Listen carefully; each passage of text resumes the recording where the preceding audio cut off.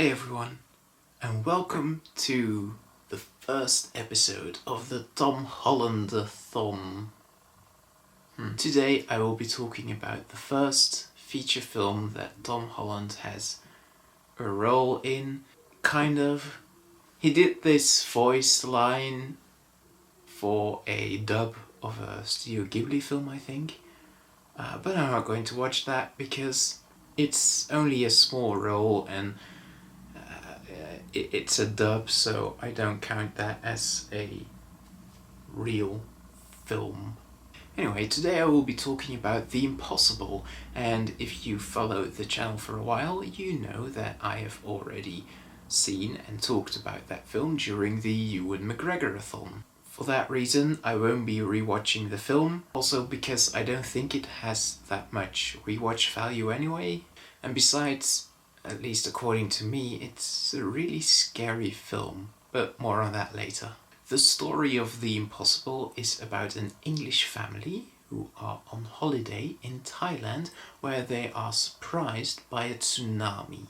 The story itself isn't that complicated, but it shouldn't be. The easy story works well because the movie isn't really about the story, it's about the characters and how they interact with each other and how they function in this dreadful situation. And talking about dreadful situations, I think it's worth discussing that I am terrified of tsunamis. I'm not sure if my fear of tsunamis is because of this movie. It might very well be, as I saw this movie at quite a young age, and I don't want to say traumatized, but it left a big impact on me.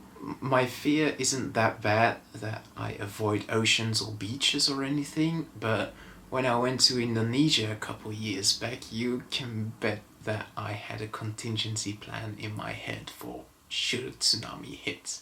So at least to me, but I can imagine to quite a few other people as well, this movie just depicts something dreadful.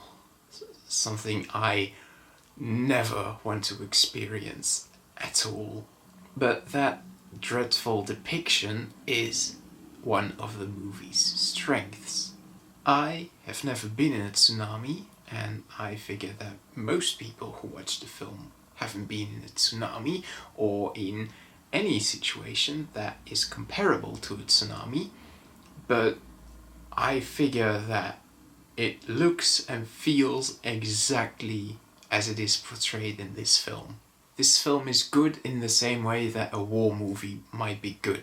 It depicts a terrible situation in a terrible way, and that makes it great. It makes people like me, who will never be in such a situation, or at least I hope I won't, realize how lucky we are. How lucky that we don't have to live through something like this. And the fact that these characters in the film manage to keep going and never give up is actually really inspiring.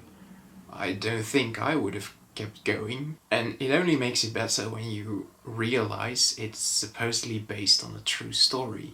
According to IMDb, Maria Belon, who is the actual person that Naomi Watts' character is based on, said that the biggest lie in the film was the color of the ball. That's kind of insane, and probably also a little bit exaggerated, but it's still mind-blowing. But of course, you're all here to hear me talking about Tom Holland. According to my calculations, he would have been 16 when this movie came out. That doesn't really sound right. He looks a lot younger, like 10 at most, but alright, if you say so. In any case, his portrayal is extremely realistic and very, very good.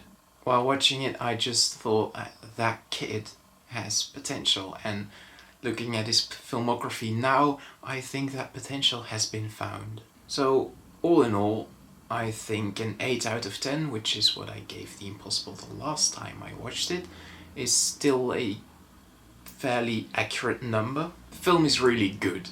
Like, it does everything right on a technical standpoint, but I can't enjoy it because I dread this subject. Makes it so I don't want to rewatch it as often as maybe I would other good films. That is the reason it doesn't score any higher than an 8. And with that, the first episode of the Tom Holland-a-thon is over.